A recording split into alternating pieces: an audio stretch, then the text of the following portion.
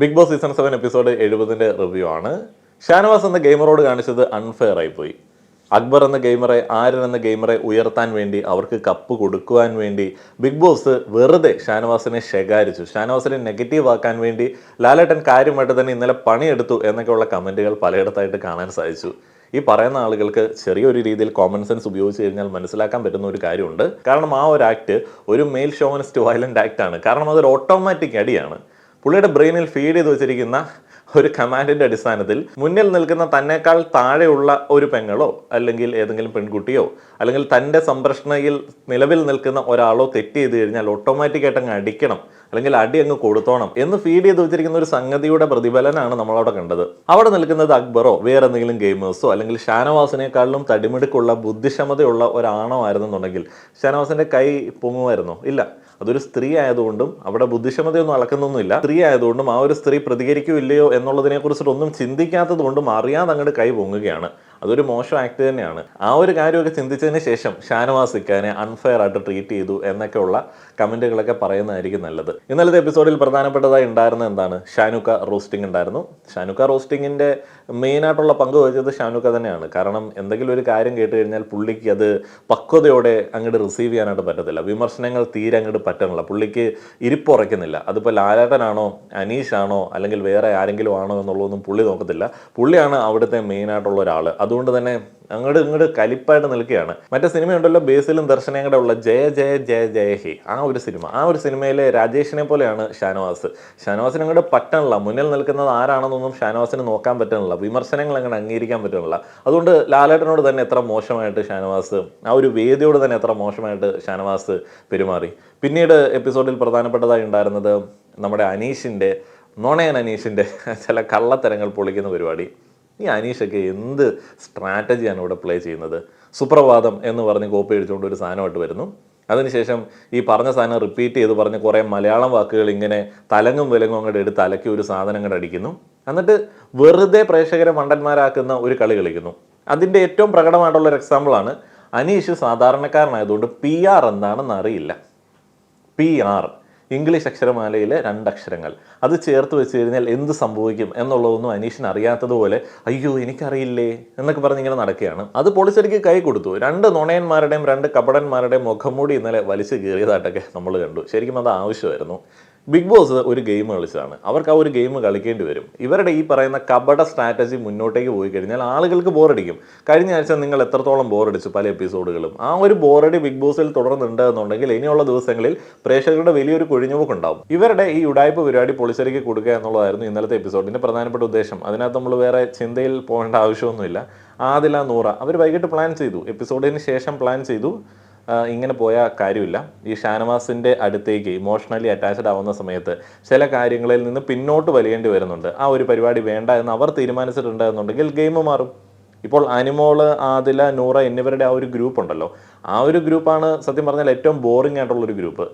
ഇവർക്ക് ഗെയിമൊന്നും കളിക്കണമെന്നൊന്നുമില്ല. വർത്താനൊക്കെ പറഞ്ഞ് കൂട്ടൊക്കെ കൂടി പാട്ടൊക്കെ പാടി ഇരിക്കണം എന്നുള്ളതേ ഉള്ളൂ. ഇൻഡിവിജ്വൽ പ്ലേ വരാത്തതുകൊണ്ട് ആ ഒരു സൈഡ് കംപ്ലീറ്റ്ലി ബോറിംഗ് ആണ്. അവിടെ ആകെ ഇൻഡിവിജ്വലി ഗെയിമിനെ സമീപിക്കാനായിട്ട് ശ്രമിക്കുന്ന ഒരേ ഒരു വ്യക്തി സ്ത്രീകളിൽ ലക്ഷ്മിയാണുള്ളത്. ബിന്നിയൊക്കെ ആണെങ്കിലും ഒരു ഗ്രൂപ്പിൽ ഒരു അഭയം കിട്ടുകയാണെന്നുണ്ടെങ്കിൽ ആ സൈഡിൽ പോകാനായിട്ട് സാധ്യതയുള്ള ഒരു കണ്ടസ്റ്റന്റ് ആണ്. എന്താണെങ്കിലും ബിന്നി ഇന്ന് എവിക്റ്റ് ആകുമെന്ന് അറിയാൻ കഴിഞ്ഞു. ഈ ദിവസം എവിക്റ്റ് ആവാനായിട്ട് ഏറ്റവും ഡിസേർവിംഗ് ആയിട്ടുള്ള ഒരു കണ്ടസ്റ്റന്റ് ബിന്നിയാണെന്നാണ് എനിക്ക് തോന്നുന്നത്. ബിന്നിയെ പറഞ്ഞിട്ടും കാര്യമൊന്നുമില്ല. ബിന്നിക്ക് കളിക്കാനായിട്ടുള്ള സാഹചര്യമൊന്നും ഈ സീസണിലില്ല. ഇൻഡിവിജ്വലി കളിക്കുന്ന ഒത്തിരിയധികം ആളുകളുണ്ടെങ്കിൽ ബിന്നിക്ക് ഒരു സ്പേസ് കിട്ടിയാനും. ഇവിടെ അങ്ങനെയുള്ളൊരു പരിപാടിയൊന്നുമല്ല. ഇവർ അക്ബറിനെതിരെ കളിക്കുന്നത് എന്തെങ്കിലും ഒരു ഗെയിം വെച്ചിട്ടാണോ? അല്ല, പ്യൂർലി ഹെയ്റ്റ് വെച്ചിട്ടാണ് കളിക്കുന്നത്. കപടതയില്ലാതെ വലിയ സമാധാനമായിട്ട് ഒരു സൈഡിൽ കൂടെ ഒരാൾ പോകുന്നത് കണ്ടിട്ട് പിടിക്കാഞ്ഞിട്ട് അയാൾക്കെതിരെ ഗെയിം കളിക്കുന്നത് പോലെയാണ് എനിക്ക് പേഴ്സണലി തോന്നുന്നത്. ഇനി എപ്പിസോഡിലെ പ്രധാനപ്പെട്ട കാര്യങ്ങളെക്കുറിച്ച് പറഞ്ഞാൽ എന്താണ് PR? അനിമോൾ PRന് പൈസ കൊടുത്തിട്ടുണ്ടോ എന്ന് കേരളക്കരയാകെ ഒന്നാകെ ചോദിക്കുന്ന ആ ഒരു ചോദ്യം തന്നെ ചോദിച്ചാണ് ലാലേട്ടൻ ഇന്നലത്തെ എപ്പിസോഡ് ആരംഭിച്ചത്. അപ്പോൾ ഇന്ന ആൾ പറഞ്ഞിട്ടുണ്ടല്ലോ, ബിന്നി എഴുന്നേൽക്കുന്നു. ബിന്നി വീണ്ടും ആ ഒരു കഥ ആവർത്തിക്കുന്നു. 16 ലക്ഷത്തിൻ്റെയും അഡ്വാൻസ് കൊടുത്ത ആ ഒരു കാര്യത്തിൻ്റെയും പിന്നീട് ചെന്നിട്ട് ബാക്കി കൊടുക്കണമെന്ന് പറഞ്ഞ കാര്യത്തെക്കുറിച്ചിട്ടൊക്കെ ഇങ്ങനെ ബിന്നി പറഞ്ഞുകൊണ്ടിരിക്കുകയാണ്. അപ്പോൾ അനിമോൾ അവിടെ നിന്നിട്ട് അയ്യോ എന്തായി കുട്ടി പറയണത്, ഇതൊക്കെ ആര് പറഞ്ഞു എന്നുള്ളൊരു മൈൻഡിൽ അവിടെ നിൽക്കുകയാണ്. അനിമോൾ ഇത് അങ്ങനെയാണോ പറഞ്ഞത്, വേറെ ഏതെങ്കിലും രീതിയിലാണോ പ്രസൻറ്റ് ചെയ്തത് എന്നൊക്കെ ഒന്ന് കാണിച്ചു കൊടുക്കേണ്ടതായിരുന്നു. ആ ഒരു വിഷ്വൽ അവിടെ ഉണ്ട് എന്നുണ്ടെങ്കിൽ ഒന്ന് കാണിച്ചു കൊടുക്കേണ്ടതായിരുന്നു. ഈ PR-നെ കുറിച്ചിട്ടുള്ള ഒരു ഡിസ്കഷൻ അവിടെ നടന്നു എന്നുള്ളത് ശരിയാണ്. പക്ഷെ അനുമോൾ ഇത്ര കൊടുത്തിട്ടുണ്ടെന്നോ അല്ലെങ്കിൽ ഇനി ഇത്ര കൊടുക്കണമെന്നോ അങ്ങനെ ക്ലിയർ കട്ടായിട്ട് പറഞ്ഞത് ഞാനും കേട്ടിട്ടില്ല. അത് ഒന്ന് കേൾപ്പിക്കുകയായിരുന്നു എന്നുണ്ടെങ്കിൽ, ഈ ഒരു ഘട്ടത്തിൽ ഒന്ന് കേൾപ്പിക്കുകയായിരുന്നു എന്നുണ്ടെങ്കിൽ നല്ലതായനെ അനുമോൾക്കും ബാക്കിയുള്ള ആളുകൾക്കും. ഏതായാലും ബിന്നി ഇത് ഏറ്റവും കൂടുതൽ ഉന്നയിച്ച് ബിന്നി ഇന്ന് പുറത്ത് പോവുകയാണെന്നുണ്ടെങ്കിൽ ഇനിയിപ്പോൾ ആ ഒരു ഗെയിമിൻ്റെ ആവശ്യമില്ല. ഇവിടെ തൊട്ട് ഷാനവാസിൻ്റെ മണ്ടത്തരങ്ങൾ നമുക്ക് കണ്ട് ആസ്വദിക്കാൻ സാധിക്കും. ലാലേട്ടൻ ചുമ്മാ കളിയാക്കി ഷാനവാസിനോട് ചോദിച്ചതാണ്, ഷാനവാസ് രഹസ്യങ്ങൾ സൂക്ഷിക്കാൻ മിടുക്കനാണല്ലോ അല്ലേ? അപ്പോൾ ഷാനവാസ്, ഞാൻ രഹസ്യങ്ങൾ സൂക്ഷിക്കാൻ വളരെ മിടുക്കനാണ്, അതുകൊണ്ടാണ് ലാലേട്ട ഞാനത് അങ്ങനെ ഇങ്ങനെ എന്നൊക്കെ പറഞ്ഞിട്ട് മറ്റേ അനുമോളുടെ PR-നെ കുറിച്ചിട്ട് സംസാരിക്കുകയാണ്. ഷാനവാസിനോട് അനുമോൾ PR-നെ കുറിച്ചിട്ട് പറഞ്ഞിട്ടുണ്ട് എന്നുള്ളതാണ് ഷാനവാസ് പറയുന്നത്. PR-മായി ബന്ധപ്പെട്ട ഒരു സംസാരം നടത്തിയിട്ടുണ്ട് എന്നുള്ളത് ശരിയാണ്. അപ്പോൾ ഇത്ര കൊടുത്തു, ഇനി ഇത്ര കൊടുക്കണം എന്നുള്ളതൊന്നും പറഞ്ഞിട്ടുണ്ട് എന്ന് എനിക്ക് തോന്നുന്നില്ല. ഷാനവാസിനോട് അക്ബറാണ് പറഞ്ഞത്. അക്ബറിനെ സമീപിച്ച അതേ ടീം തന്നെയാണ് അനുമോളുടെ PR ചെയ്യുന്നത്. അങ്ങനെ ആ ഒരു സംഭാഷണം കഴിഞ്ഞ് അനീഷ്, ദ കോമണർ, ദ സാധാരണക്കാരൻ, ശുദ്ധൻ, പരമശുദ്ധൻ അനീഷിൻ്റെ അടുത്തേക്ക് ലാലേട്ടൻ വരികയാണ്. എന്താണ് PR എന്ന് അനീഷിന് അറിയില്ല അല്ലേ? അനീഷ് ആദ്യമായിട്ടാണോ PR എന്ന് കേൾക്കുന്നത്? 5 വർഷം ലീവ് എടുത്ത് ബിഗ് ബോസിലേക്ക് വരാൻ നോക്കിയിരുന്ന ആളല്ലേ, അപ്പോൾ PR-നെ കുറിച്ചിട്ട് അറിയത്തില്ലേ? അതേപോലെ ബിഗ് ബോസിലേക്ക് വരുന്നതിന് 3 ദിവസം മുൻപാണ് കോള് വന്നത് എന്നൊക്കെ പറയുന്നു. അത് കള്ളല്ലേ? തെളിവുകൾ കാണിക്കണോ? 12 ദിവസം മുൻപ് നിങ്ങളെ വിളിച്ച് എന്നുള്ളതാണല്ലോ നമുക്കറിയാവുന്ന ഒരു കാര്യം. അനീഷ് അവിടെ മൊത്തത്തിൽ പൊട്ടുകയാണ്. അപ്പം അനീഷ് PR-നെ കുറിച്ചിട്ട് അറിയാം, പക്ഷെ ഗാഢമായിട്ടുള്ളൊരു നോളജ് ഇല്ല എന്നൊക്കെ പറഞ്ഞിട്ടുള്ള ഒരു കപട സാധനം അവിടെ എടുത്തങ്ങോട്ട് ഇടുകയാണ്. മറ്റേ സുപ്രഭാതം മുതൽ ഓരോ ദിവസം പുള്ളി ചെയ്യുന്ന ആക്ട് വരെ കോപ്പീഡ് ആയിട്ടുള്ള ഒരു ആക്റ്റാണ്. എന്തിനാണ് ഇങ്ങനെ ഗെയിം കളിക്കുന്നത് എനിക്കറിയത്തില്ല. സ്വന്തമായിട്ടൊരു വ്യക്തിത്വമുണ്ട്, സ്വന്തമായിട്ട് കാര്യങ്ങൾ അവതരിപ്പിക്കാൻ അറിയാം. നീ സ്വന്തം സ്റ്റൈലിൽ അങ്ങോട്ട് ഗെയിം കളിച്ചാൽ പോരെ. ഏതോ കാലത്ത് ഏതോ ഒരാൾ ഒരു ഗെയിം കളിച്ചു, അന്ന് ആ ഒരു ഗെയിമൊക്കെ കണ്ട് ആസ്വദിച്ചുകൊണ്ടിരുന്ന ആളുകളൊക്കെ ഇപ്പോൾ പുള്ളൗട്ടി പരാധീനങ്ങളൊക്കെ ആയിട്ട് ബിഗ് ബോസ് കാണാൻ സമയമില്ലാതെ നടക്കുകയാണ്. അപ്പോൾ ഇപ്പോഴത്തെ ജനറേഷൻ അനുസരിച്ചിട്ടുള്ള സ്ട്രാറ്റജി പിടിക്കണ്ടേ? ആ ഒരു കാലത്തെ സുപ്രഭാതം പിടിച്ചുകൊണ്ട് വന്നിട്ട് അനീഷിൻ്റെ ഒരു ഗെയിം, PR അറിയില്ല, ഇംഗ്ലീഷ് അക്ഷരമാലയിലെ മാറും ചേർന്ന് വന്നാൽ അതെങ്ങനെയാണ് ഒരു അർത്ഥമുള്ള വേർഡാവുന്നത് എന്നുള്ളൊരു മൂഡിലുള്ള ഒരു പൊട്ടങ്കളിയാണ് അനീഷ് അവിടെ നിന്ന് കാണിക്കുന്നത്. അപ്പോൾ അനീഷിന് PR എന്താണെന്ന് അറിയത്തില്ല, കുറച്ചൊക്കെ അറിയാം പിന്നീട് എന്നുള്ള രീതിയിലൊക്കെ സംസാരിച്ച് തുടങ്ങുകയാണ്. അക്ബറിന് ചെറിയ തോതിൽ PR ഉണ്ട് എന്നുള്ളതാണ് അക്ബർ പറയുന്നത്. ആ ചെറിയ തോതിലെ PR-നെ നമുക്കറിയാം, അത് തന്നെയാണ് പല കണ്ടസ്റ്റൻസും ചെയ്യുന്നത്. ശരിക്കുള്ള PR എന്ന് പറഞ്ഞു കഴിഞ്ഞാൽ നമ്മുടെ ചിന്തകളെ മാറ്റുന്ന, മൊത്തത്തിൽ മാനിപ്പുലേറ്റ് ചെയ്യുന്ന പരിപാടിയാണ്. ഇവരിൽ പല ആളുകൾക്കുള്ള PR എന്ന് പറയുന്നത് സോഷ്യൽ മീഡിയ മാനേജ്മെൻറ്റ് പരിപാടിയാണ്. അത് ചെറിയ പൈസയ്ക്കൊക്കെ ആളുകൾ ചെയ്തു കൊടുക്കും. കാരണം ഇഷ്ടം പോലെ സോഷ്യൽ മീഡിയ മാനേജ്മെൻറ്റ് ടീമുകളുണ്ടല്ലോ, അതൊക്കെ ചെയ്ത് കൊടുക്കേണ്ടതാണ്, അത് ചെയ്യേണ്ടതാണ്.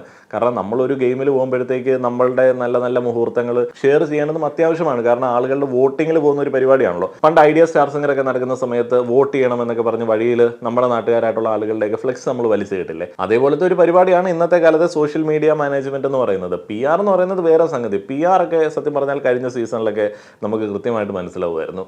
ജിൻഡോടെയൊക്കെ ഭയങ്കരമായിട്ടുള്ള PR ആക്ടിവിറ്റി എന്ന് നമുക്ക് തോന്നിയിട്ടുണ്ട്. കാരണം മാനിപ്പുലേറ്റിംഗ് ആണ്, ബാക്കിയുള്ള കണ്ടസ്റ്റൻസിനെ ഡിഫെയിം ചെയ്യുകയാണ്. ഈ സീസണിൽ ഡിഫമേഷൻ അതർ കണ്ടസ്റ്റൻസിനെതിരെ നടക്കുന്നത് കണ്ടിട്ടില്ല. അപ്പോൾ PR അത്ര ആക്റ്റീവ് അല്ല എന്ന് വേണമെങ്കിൽ പറയാൻ പറ്റും, പക്ഷെ അറിയത്തുമില്ല. അക്ബർ പറയുന്നു അനീഷിൻ്റെത് ശുദ്ധ കള്ളത്തരാണ്, PR അറിയത്തില്ല എന്നൊക്കെ പറയുന്നത് വെറും കള്ളത്തരാണ്. ആര്യൻ്റെ PR ഒക്കെ എങ്ങനെ പോകുന്നു? നന്നായി പോകുന്നു ലാലേട്ടാ. 100 ഫോട്ടോ എടുത്തു വെച്ചിട്ടുണ്ടെന്നോ 100 ഫോട്ടോ അയച്ചിട്ടുണ്ടെന്നോ ഒക്കെ പറയുകയാണ്. അത് വരുന്നതിന് മുൻപ് തന്നെ ആര്യൻ 100 ഫോട്ടോ എടുത്തു വെച്ചിട്ടുണ്ടായിരുന്നു. അതിപ്പോൾ ഇട്ട് കൊടുത്തിട്ട് കാര്യമില്ലല്ലോ. അപ്പോൾ ആര്യൻ്റെ പേജൊക്കെ നല്ല രീതിയിൽ പോകുന്ന ഒരു പേജായിട്ട് നമുക്ക് തോന്നാറുണ്ട്. അതേപോലെ തന്നെ ആര്യന് സപ്പോർട്ടുണ്ട്. കാരണം തമ്മിൽ ഭേദം ഈ ഒരു കാലഘട്ടത്തിന് യോജിക്കുന്നത് രസമുള്ളൊരു കണ്ടസ്റ്റൻ്റ് എന്നുള്ള രീതിയിൽ ആളുകൾ കൺസിഡർ ചെയ്യുന്നത് ആര്യനെയും നെവിനെയൊക്കെയാണ്. ഇവിടെയുള്ള ഒരു മജോറിറ്റിയുടെ ചിന്താ വൈകല്യം കൊണ്ട് കുറേയധികം ബാധ്യതകൾ കൊണ്ട് ഇന്ന ആളെ വേണം വിജയിപ്പിക്കാൻ, ഇന്ന ടൈപ്പിലുള്ള ആളെ വേണം വിജയിപ്പിക്കാൻ എന്നൊക്കെ മനസ്സിൽ വിചാരിച്ചിട്ട് ഷാനവാസിനെയും അല്ലെങ്കിൽ അനീഷിനെയൊക്കെ ഇങ്ങനെ താങ്ങിക്കൊണ്ട് നടക്കുകയാണ്. സാധാരണക്കാരനല്ലേ, നമ്മളിൽപ്പെട്ട ആളല്ലേ, എന്തിനാ അങ്ങനെയൊക്കെ കൺസിഡർ ചെയ്യുന്നത്? നമ്മളിൽപ്പെട്ട ആളായതുകൊണ്ട് നമുക്ക് എന്തെങ്കിലും പ്രിവിലേജ് എക്സ്ട്രാ കിട്ടാറുണ്ടോ? ഇല്ല. പണിയെടുക്കുക, എഫേർട്ട് എടുക്കുക, ഇൻഡിവിജ്വലായിട്ട് എന്തെങ്കിലും പുതിയ ഇന്നോവേറ്റീവ് ആയിട്ടുള്ള ഒരു ഐഡിയ അത് ഗെയിമിലാണെങ്കിലും ലൈഫിലാണെങ്കിലും കൊണ്ടുവരിക. അപ്പോൾ ശ്രദ്ധിക്കപ്പെടും. നമ്മളെപ്പോലെയാണ്, നോർമലാണ്, പ്രത്യേകിച്ച് ഒന്നും ചെയ്യാത്ത ഒരുത്തനാണ് എന്ന് പറഞ്ഞിട്ട് ഒരാളെ സപ്പോർട്ട് ചെയ്യേണ്ട ഒരു ആവശ്യമില്ല. ശരിക്കും പറഞ്ഞാൽ കോമണർ എന്ന് പറയുന്നത് ഒരു സാധാരണക്കാരൻ അല്ലെങ്കിൽ എല്ലാവരെയും പോലെ ജീവിക്കുന്ന ഒരുത്തൻ എന്ന് പറയുന്നത് ഒരു അംഗീകാരമൊന്നുമല്ല. അങ്ങനെ ജീവിക്കുന്ന ഒരാളെ നമ്മൾ പ്രോത്സാഹിപ്പിക്കേണ്ട ആവശ്യമില്ല. അങ്ങനെ പ്രോത്സാഹിപ്പിക്കാനാണെങ്കിൽ ലോകത്ത് നമ്മളടക്കമുള്ള ഞാനും നിങ്ങളും അടക്കം ഇഷ്ടംപോലെ ആൾക്കാരുണ്ട്. വ്യത്യസ്തരായിട്ടുള്ള ആളുകളെയാണ് സപ്പോർട്ട് ചെയ്യേണ്ടത്. കോമണർക്ക് കിട്ടുന്ന സപ്പോർട്ട് എന്തൊരു കാർഡാണ് അതൊക്കെ. അതിലോട് സഭ്യമായി മാന്യമായി സംസാരിക്കണമെന്നൊക്കെ പറയുന്നത് ഈ ഒരു ഘട്ടത്തിലാണ്. അപ്പോൾ ബിഗ് ബോസിൻ്റെ സ്ഥിരം പ്രേക്ഷകരായിട്ടുള്ള സർജുവും ഉമ്മയും ബിഗ് ബോസ് ഹൗസിലേക്ക് വന്നിട്ടുണ്ടായിരുന്നു. അവർ ബിഗ് ബോസിനെ കുറിച്ചിട്ട് എപ്പോഴും കമൻറ്റുകൾ ചെയ്യുന്ന, അഭിപ്രായങ്ങൾ പറയുന്ന ആളുകളാണ്. അപ്പോൾ ഉമ്മ പെരിയാർ എന്നുള്ളതാണ് പി ആറിനെ പറയുന്നത്. അപ്പോൾ ഉമ്മ ആ ഒരു കളിയെ ഒന്ന് വിശകലനം ചെയ്യുകയാണ്. ഉമ്മയുടെ ചില വ്യൂ പോയിന്റുകളൊക്കെ അവിടെ ഷെയർ ചെയ്യുന്നുണ്ട്. ബിഗ് ബോസ് ചെയ്ത ഏറ്റവും നല്ല കാര്യമായിട്ട് എനിക്ക് തോന്നി. അങ്ങനെ കോമണേഴ്സിനെ ഉൾപ്പെടുത്തണം. അവരെന്തുകൊണ്ടാണ് കോമണറിൽ നിന്നിട്ട് സെലക്ട് ചെയ്യപ്പെട്ടത്? കാരണം അവർ ബാക്കിയുള്ള സാധാരണക്കാരെ പോലെ അഭിപ്രായങ്ങൾ പറയാതിരുന്നില്ല, അവർ അഭിപ്രായങ്ങൾ പറഞ്ഞു. അങ്ങനെ വ്യത്യസ്തതകൾ കൊണ്ടുവരുന്ന ആളുകളെ വേണം ഇങ്ങനെയുള്ള വേദികളിലേക്ക് കൊണ്ടുവരാനായിട്ട്. വ്യത്യസ്തരാവണം, വെറും കോമണറായിട്ട് കാര്യമില്ല. അപ്പോൾ ഉമ്മയും സർജുവും വന്നിട്ട് കാര്യങ്ങളൊക്കെ സംസാരിക്കുകയാണ്. അപ്പോൾ ഉമ്മ കൃത്യമായിട്ട് പറയുന്നു, ആരും നല്ല രീതിയിൽ ടാസ്ക് ചെയ്തു, ഷാനവാസ് ആ ഒരു ടാസ്ക് കൊളമാക്കി. പിന്നീട് ഡാൻസ് മാരത്തണെ കുറിച്ചിട്ടുള്ള ഒരു വിശകലനമായിരുന്നു. അനുമോളുടെ ഒരു എഫേർട്ടിന് ഒരു അംഗീകാരം, ഒരു താങ്ക്സ് ഒക്കെ കൊടുത്ത് ഒരു സ്പെഷ്യൽ മെൻഷനൊക്കെ എപ്പിസോഡിലുണ്ടായിരുന്നു. അത് കൊടുക്കേണ്ടത് തന്നെയാണ്. അനുമോൾക്ക് കുറേയധികം പോസിറ്റീവായിട്ടുള്ള കാര്യങ്ങളുണ്ട്. ഭക്ഷണം ഉണ്ടാക്കുന്ന ഒരു പോസിറ്റീവായിട്ടുള്ള കാര്യമാണ്. പക്ഷേ ഭക്ഷണം വീതം വെക്കുന്ന കാര്യത്തിൽ നെഗറ്റീവ് ആയതുകൊണ്ടാണ് നമ്മൾ ആ ഒരു ഭക്ഷണം ഉണ്ടാക്കുന്ന കാര്യത്തെ അത്ര വലിയ കാര്യമായിട്ട് എടുത്തു പറയാത്തത്. അതേപോലെ മേക്കപ്പ് ഇട്ട് കൊടുക്കുന്നതിൽ, ആളുകളെ ഒരുക്കുന്നതിൽ, ആളുകൾക്ക് ആക്ടിങ് പോലുള്ള കാര്യങ്ങൾ പറഞ്ഞു കൊടുക്കുന്നതിലൊന്നും അനുമോൾ സ്വാർത്ഥത കാണിക്കാറില്ല. അപ്പോൾ അവിടെ ഒരു സ്പെഷ്യൽ മെൻഷനിങ് വന്നു. അത് എനിക്ക് വളരെയധികം ഇഷ്ടപ്പെട്ടു. ആരിൻ്റേത് നല്ല പെർഫോമൻസ് ആയിരുന്നു. ആരും ആ ഒരു ക്യാരക്ടർ ഉടനീളം പിടിച്ചു പോകാനായിട്ട് ശ്രമിച്ചിട്ടുണ്ട്. ഷാനവാസ് മുരുകനാണോ വേലായുധനാണോ എന്നുള്ളൊരു ഡൗട്ടിൽ അവിടെ പെർഫോം ചെയ്തത് ലാലേട്ടൻ ചോദിക്കുകയുണ്ടായി.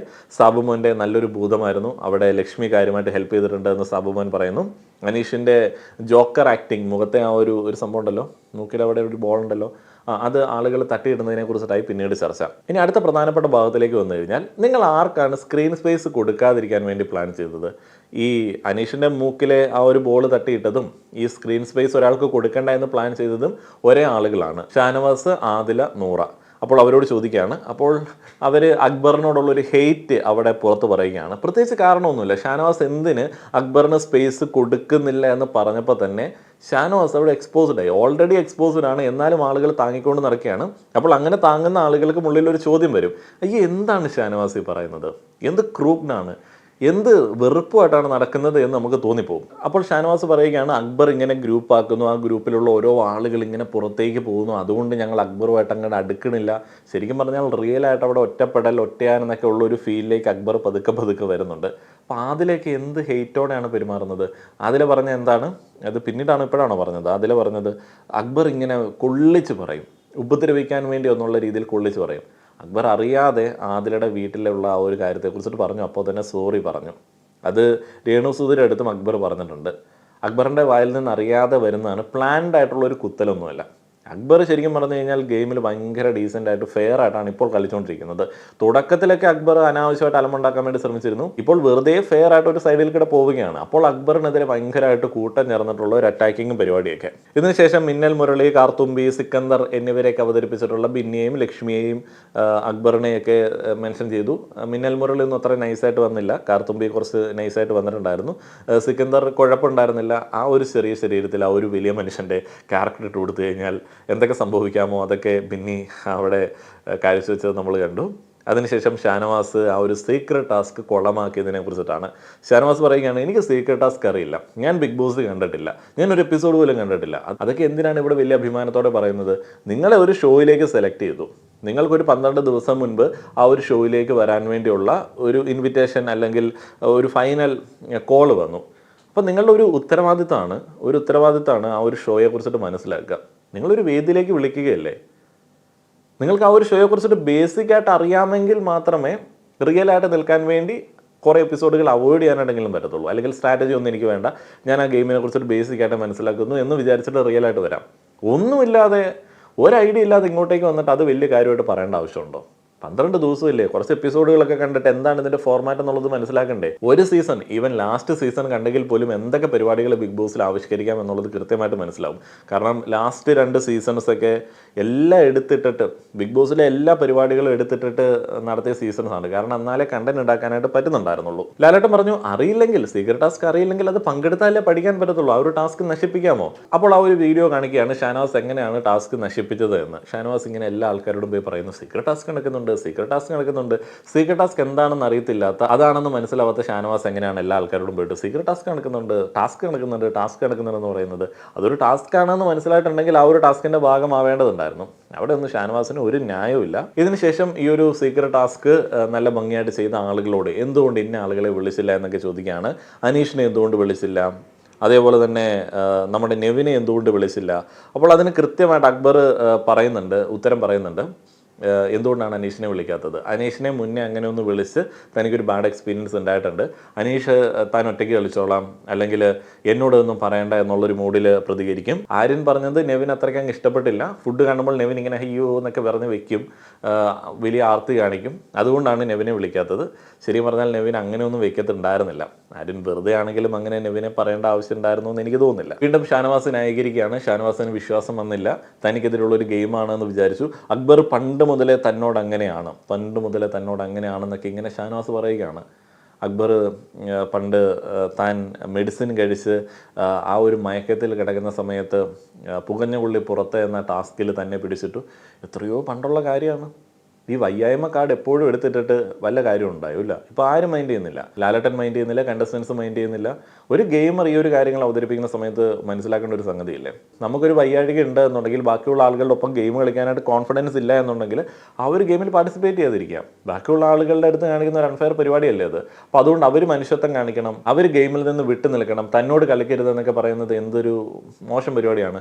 അതിനെക്കുറിച്ചിട്ടൊന്നും ചിന്തിക്കാനായിട്ടുള്ളൊരു ബോധം നമ്മുടെ ഷാനവാസിനില്ല.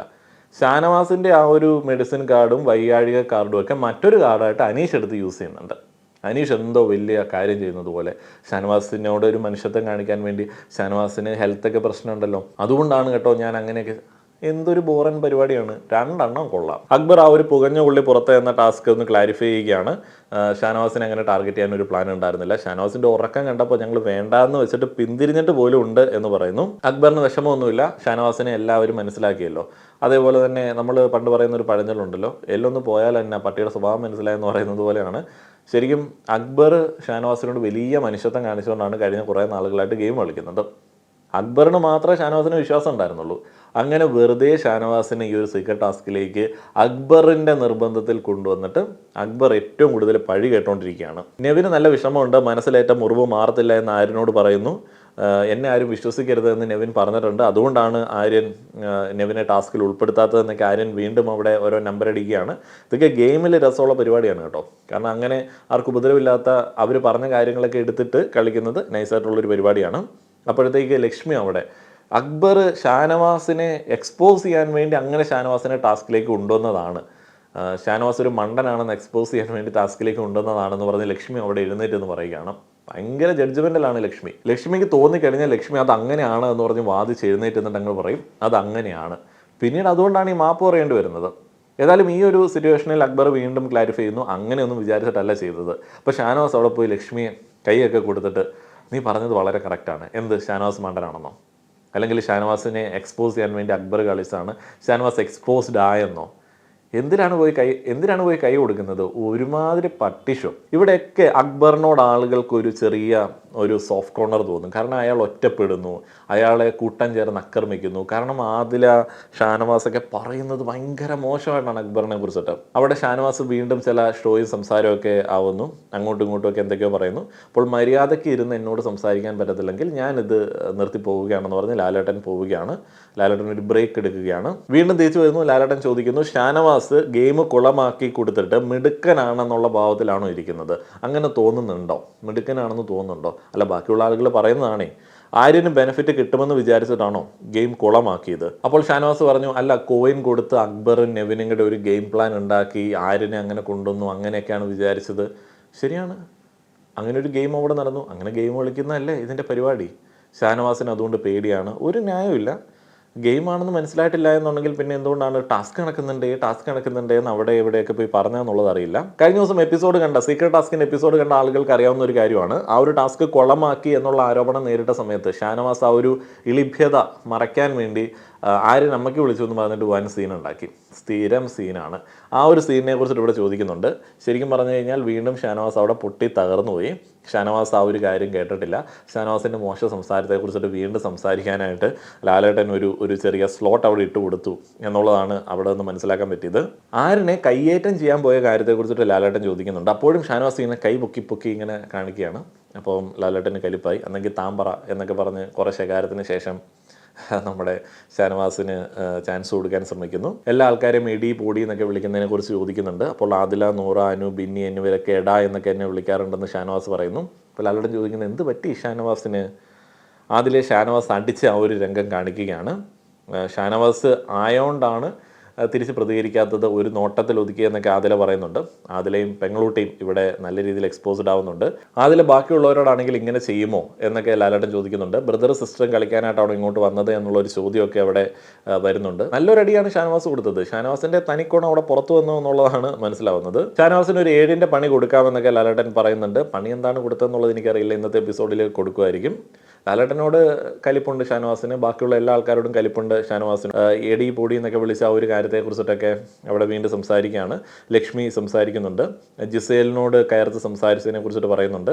നവീൻ പറയുന്നു വളരെ മോശം അഭിപ്രായമാണ് ഷാനവാസിനെ കുറിച്ചിട്ട്. ഇവിടെ ആരും ആരുടെ അച്ഛനാവാനോ അമ്മയാവാനായിട്ടോ ഒന്നുമല്ല വന്നേക്കുന്നത്, ഗെയിം കളിക്കാൻ വേണ്ടിയാണ്. സാബുമോൻ പറയുന്നു എടി പൊടിയൊന്നും ഷാനവാസിൻ്റേത് യോജിക്കുന്നില്ല. ഷാനവാസ് ഇനി എടി പൊടി എന്നൊന്നും വിളിക്കത്തില്ല എന്ന് ലാലേട്ടനോട് പറയുന്നു. സാബുമോൻ ആൻഡ് ലാലേട്ടൻ ചൂണ്ടിക്കാണിച്ചതുകൊണ്ട് ഞാനത് നിർത്തുന്നു. സാബുമോൻ കഴിഞ്ഞ ദിവസം വന്നപ്പോൾ എന്നോട് പറഞ്ഞിരുന്നു അത് നിർത്തണം എന്നുള്ളത്, അതുകൊണ്ട് ഞാൻ നിർത്തുന്നു. എന്തൊരു മോശം വർത്താനാണ്. അത് തന്നെയാണ് ഷാനവാസിൻ്റെ ഒരു സ്വഭാവത്തിലെ പ്രശ്നം. ബാക്കിയുള്ള സ്ത്രീകളൊന്നും പറഞ്ഞു കഴിഞ്ഞാൽ ഞാനൊന്നും അംഗീകരിക്കത്തൊന്നുമില്ല. ബാക്കിയുള്ള കണ്ടസ്റ്റൻസ് എന്നെക്കാളും താഴെയുള്ള ആളുകൾ എന്നോട് പറഞ്ഞാൽ ഞാൻ അംഗീകരിക്കത്തില്ല. ലാലേട്ടനോ മിനിമം സാബുമോനോ എങ്കിലും വന്നിട്ട് എന്നോട് പറഞ്ഞെങ്കിൽ ഞാൻ എൻ്റെ സ്വഭാവം മാറ്റത്തുള്ളൂ. എന്തൊരു മോശം അപ്രോച്ചാണ്. മൈജി കോണ്ടസ്റ്റ് വഴി തിരഞ്ഞെടുത്ത ഒരു പ്രേക്ഷകൻ ലാലേട്ടനോട് ചോദിക്കുകയാണ്, ഫാമിലി വീക്കിൽ വീട്ടുകാർ കൊണ്ടുവന്ന ഫുഡ് എന്തുകൊണ്ട് കണ്ടസ്റ്റൻസിന് മുഴുവനായിട്ട് കൊടുത്തില്ല? അപ്പോൾ ലാലേട്ടൻ അതിൻ്റെ ഒരു ഉത്തരം പറയുകയാണ്, അങ്ങനെ എല്ലാ ഫുഡും ഇവിടെ കൊടുക്കാൻ പറ്റില്ല, അത്രയധികം ഫുഡ് ഉണ്ടായിരുന്നു. എല്ലാ ഫുഡും കൊടുത്തു കഴിഞ്ഞാൽ ഇവരത് ഫ്രിഡ്ജിൽ സൂക്ഷിക്കും, പിന്നീട് കഴിക്കും. ഇവർക്ക് വൈറൽ എന്തെങ്കിലും അസുഖം വന്നു കഴിഞ്ഞാൽ അല്ലെങ്കിൽ പനിയൊക്കെ വന്നു കഴിഞ്ഞാൽ ഷോ നടക്കുമോ? ശരിയാണ്, ഞാൻ അന്നത്തെ എപ്പിസോഡിൽ അത് കൃത്യമായിട്ട് പറഞ്ഞിരുന്നു. ഇതിനുശേഷം നോമിനേഷൻസിലുള്ള ആളുകളെ എഴുന്നേൽപ്പിക്കുകയാണ്. ആര്യൻ ആദില ഇല്ലാത്ത ബാക്കി എല്ലാ ആൾക്കാരും നോമിനേഷനിലുണ്ട്. ആരോ കൂടത്തിൽ ഓട്ടയിട്ടതിനെ കുറിച്ചിട്ടൊക്കെ നെവിൻ അവിടെ പറയുന്നുണ്ട്. ആരെ സേവ് ചെയ്യണം എന്ന് ആദ്യം ചോദിച്ചത് അനീഷിനോടാണ്. അനീഷ് പറയുന്നു ഷാനവാസിനെ സേവ് ചെയ്യണം. എന്തുകൊണ്ട്? അദ്ദേഹത്തിന് മെഡിക്കൽ കണ്ടീഷൻ, സിനിമ ആഗ്രഹം, മാസ് വില്ലൻ റോളുകൾ ചെയ്യാനുള്ള ആഗ്രഹം, തമിഴ് സിനിമയിൽ പോകാനുള്ള ആഗ്രഹം എന്നൊക്കെ പറഞ്ഞിട്ട് അനീഷ് ആ ഒരു കാർഡ് അവിടെ എടുത്തിരിക്കുകയാണ്. കാർഡ് ഇട്ടതാണ്, അല്ലാതെ അനീഷിന് ആത്മാർത്ഥത ഇല്ല എന്നുള്ളത് നമുക്കറിയാവുന്ന ഒരു കാര്യമല്ലേ. വെറുതെ കപടന്മാരായിട്ടുള്ള 2 മിത്രങ്ങൾ അനീഷിൻ്റെ ഈ ഒരു കാര്യത്തെക്കുറിച്ചിട്ട് ഷാനവാസിനോട് ചോദിക്കുകയാണ്. അപ്പോൾ ഷാനവാസ് അയ്യോ അത് അതിനേക്കാളും വലിയ മണ്ടൻ ഷാനവാസ്. അപ്പോൾ അനീഷിനെ തിരുത്തി ഞാനിങ്ങനെ മാറ്റിയെടുത്തില്ല അല്ലേട്ടാ. അനീഷിൻ്റെ ആ ഒരു സ്വഭാവം, ഫ്രണ്ട്ഷിപ്പ്, ഐ ലവ് യു പറയിച്ചില്ല അല്ലേട്ടാ.